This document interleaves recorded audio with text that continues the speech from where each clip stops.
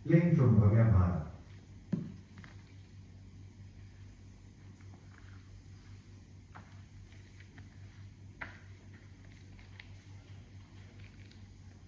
गाढासक्तिमतामपीह विषयेष्वत्यन्तनिर्वेदतो दृक्पातेऽप्यसहिष्णुतातिशयिनां योगे समुद्योगिनां ब्रह्मानन्दरसैकलीनमनसां गोविन्दपादाम्बुज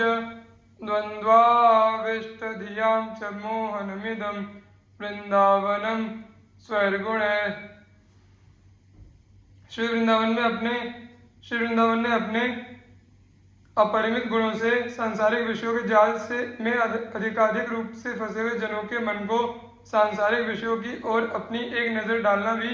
जिन्हें असहनीय होता है, ऐसे परम वैरागी जनों के मन को योग के माध्यम से अपने मन को जिन्होंने वश में कर लिया है, ऐसे योगी जनों के मन को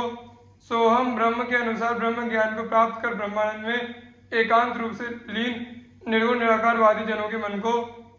एवं नवधा भक्ति के माध्यम से तथा सख्य वात्सल्य एवं कांत भाव से भगवान के श्री चरणों में जिन्होंने अपने आप को पूर्णतः समर्पित कर दिया है, ऐसे भगवत चरणानुरागी भक्त जनों के मन को भी अपनी ओर आकर्षित कर लिया है। चिरादुपनिषद गिरामति विचारितात्पर्यकं न लब्धुमिह शक्यते यदनु माधुरीमप्यहो तमाप्यनुभवेन् महारसनिधिं यदा वासतस्तदेव परमं मम स्फुरतु धाम वृंदावनम। परम आश्चर्य की बात है कि वेदों उपनिषदों आदि में कही गई बातों का विचार करने एवं उनके तात्पर्य आशय अर्थ को समझने में बहुत लंबा समय व्यतीत कर देने के पश्चात भी जिन्हें उसकी मधुरिमा अर्थात अद्वैत केवल श्री श्यामा श्याम की रूप माधुरी के एक कण मात्र का भी संज्ञान प्राप्त नहीं होता, किंतु श्री वृंदावन में अविचल रूप से निवास करने पर उन्हें उसकी रस रूप माधुरी के महासागर में स्नान करने के परम सौभाग्य सहज ही संप्राप्त हो जाता है। मेरी अभिलाषा है कि ऐसा सर्वोत्कृष्ट श्री वृंदावन मेरे हृदय में प्रकाशित हो, अर्थात मेरा मन इस हेतु ठीक उसी प्रकार तड़प रहा है जिस प्रकार जल के बिना मीन तड़प तड़प कर अपने प्राणों का विसर्जन कर देती है। सोढ़्वा पाद प्रहारानपि च शतशतं धिक्कृति नांच कोटिः क्षुत्रित शीतादिबाधा शतमपि सततं धैर्यमालम्ब्य सोढ़्वा मुंचन शोका सुधारामति करुणा गिरा राधिका कृष्ण नामान युद्गायन करहि वृंदावन मति विकलो किंचन संचरामि। चाहे लोग सैकड़ों लाते मार मार कर एवं भली बुरी बातें कह कहकर मेरी उपेक्षा करें, चाहे लोग करोड़ों बार मुझे फटकारते हुए भर्त्सना करते हुए मेरा उपहास करें, और चाहे मुझे भूख प्यास सर्दी गर्मी आदि अनेकानेक विपत्तियों का सामना करना पड़े, किंतु मैं इन सबको सदैव धैर्यपूर्वक सहन करता रहूंगा। मेरी तो एकमात्र अभिलाषा यह है कि ऐसा कब होगा जब मैं प्रेम रस की प्राप्ति न होने के कारण अत्यंत दुखी हृदय होकर अपने नेत्रों से प्रेम के आंसुओं की अविरल धारा प्रवाहित करते हुए अत्यंत दयनीय वाणी के द्वारा श्री राधा और श्री कृष्ण के नामों का उच्च स्वर से गायन करूंगा एवं अत्यंत व्यथित हृदय से निर्धन व्यक्ति की तरह श्री वृंदावन में इधर उधर घूमता फिरता रहूंगा। अद्य शो वायस्यास्यतीदं कुदेहं सर्वे भोगा यान्ति तत्र स्थितेऽपि तस्मात् सौख्याभास उच्चैर्विभाति नित्यानंदे नंद वृंदावनान्तः। इस क्षण भंगुर देह के विषय में कुछ भी इदम मिथ्यम रूप से नहीं कहा जा सकता है कि इसकी श्वासें आज या कल कब रुक जाएं।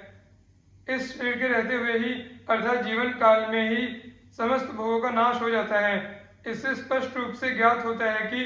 इस संसार के सुख स्वप्न की तरह काल्पनिक है। अतः नित्य ही आनंद देने वाले इस श्री वृंदावन में आनंद की संप्राप्ति करना ही कल्याणकारी श्रेयस्कर है। किम नो भूपः किम नु देवादिभिर्वा स्वप्नैश्वर्योत्फुल्लितः किंच मुक्तः शून्यालम्बैर्वैष्णवैर्वापि किम न श्रीमद्वृंदाकाननैकान्तभाजाम्। हमने तो एकांत भाव से दृढ़ निश्चय पूर्वक श्री वृंदावन का आश्रय ग्रहण कर रखा है, अतः राजाओं से हमारा क्या मतलब, देवताओं से हमें क्या प्रयोजन। जिस प्रकार स्वप्न में एक निर्धन व्यक्ति अपने आप को अत्यंत ऐश्वर्यशाली दिखता मानता है तथा अत्यंत हर्ष का अनुभव करता है, किंतु यथार्थ वास्तविकता में ऐसा नहीं होता है। ठीक उसी प्रकार मुक्त जनों वैरागी जनों से हमें क्या लाभ तथा निर्गुण निराकार ब्रह्म के उपासकों शून्य मतावलंबी जनों एवं सगुण साकार ब्रह्म भगवान के उपासकों वैष्णव जनों से भी हमें क्या लेना देना। शम सर्वेषाम प्रयासेन धात्री द्वित्रैकांती प्रेम मात्रैक पात्री आनंदात्मा शेष सत्वा निधात्री श्री वृंदाटव्यस्तु में धस्य धात्री। यह वृंदाटवी सभी को उनके द्वारा कोई प्रयत्न न किए जाने पर भी सुख शांति को प्रदान करने वाली है। यह वृंदाटवी इसके प्रति अनन्य निष्ठा रखने वाले कतिपय विरले अर्थात कुछ इन्हें गिने महानुभावों रसिकों को ही केवल प्रेम के रस में सराबोर करने का उपयुक्त पात्र समझती है, बनाने वाली है तथा इसमें निवास करने वाले अन्य अनेक प्रकार के आनंद के रंग में रंगे रंगीले जीवों को सुरक्षित रूप में रखने वाली है। मेरा उससे निवेदन है कि एक धाय माँ की तरह वह मुझ अंधे का पालन पोषण करने वाली बनने की कृपा करे। वेणुम यत्र गणयति मुदा नीप मूलावलंबी संवीत श्री कनक वसनः शीतकालिंदी तीरे पश्यन् राधा वदन कमलम कोपि दिव्य किशोरः श्यामः कामः प्रकृति रिह में प्रेम वृंदावनेस्तु। जहाँ शीतल जल को प्रवाहित करने वाले श्री यमुना के किनारे पर कदम वृक्ष की छाया में कोई एक दिव्य किशोर जिसने पीतांबर को धारण किया हुआ है, जो श्याम वर्ण वाला है, जो सदैव काम के आवेश से भरा रहता है, जो श्री राधिका जी के मुख कमल को देखते हुए आनंद पूर्वक वंशी बजाता रहता है, मैं चाहता हूं कि मेरी प्रीति उसी श्री वृंदावन के प्रति हो। तैस्ते किम नः परम परमानंद साम्राज्य भोग है किम वा योग है परम पद कृत किम परर्वाभियोग है वासे नैव प्रसव मखिलानंद सा रातिसारम वृंदारण्ये मधुर मुरली नादमा कर्णयिष्ये। ना तो हमारे मन में उन अधिकाधिक आनंद प्रदान करने वाले राजसी भोग विलासों का भोग प्राप्त करने की चाहना है और ना हमें स्वर्ग वैकुंठ साकेत गोलोक आदि परम पदों की प्राप्ति कराने वाली अष्टांग योग पद्धति योग विद्या से कोई लाभ होता दिखाई पड़ता है और ना हमें विविध प्रकार के विषयों के प्रति हमारा कोई लगाव ही है, क्योंकि श्री वृंदावन में अखंड वास करने से तो कोटि कोटि निखिल आनंद के सार का विसार जो वंशी की मधुर ध्वनि है वह हमारे कानों में सहज रूप से निश्चित रूप से बिना चाहे ही प्रवेश कर जाएगी अर्थात गूंजेगी। श्रीवस्त्राभरणादिभिः करपदाद्युत्कर्तदाहादिभिः निन्दासंस्तव कोटिभिर्बहुविभूत्यत्यन्त दैन्यादिभिः जीवन्नेव मृतो यथा नवकृतिं प्राप्तः कथंचित् क्वचित्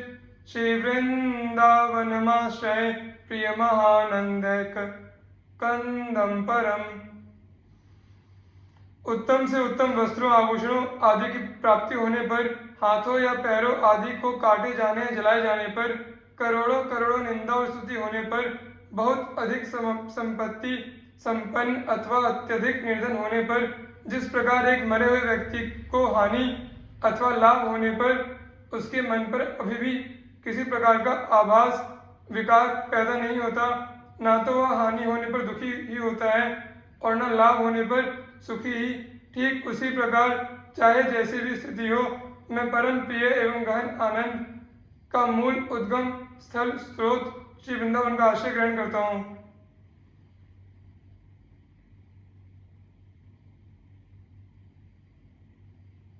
दुःखान्येव सुखानि विध्यपयशो जानीहि कीर्तिं परा मन्येथा अधमैश्च दुष्परिभवान् सम्मानवत् सत्तमहे दैन्यान्येव महाविभूति मतिसलल लाभान् सदा पापान्येव च पुण्यमस्ति यदि ते वृंदावनम जीवनम। यदि तुमने श्री वृंदावन को अपना जीवन धन मान लिया है अथवा प्राण समझ लिया है तो तुम्हें दुखों को ही सुख मान लेना चाहिए, अपयश को ही महान यश जानना चाहिए।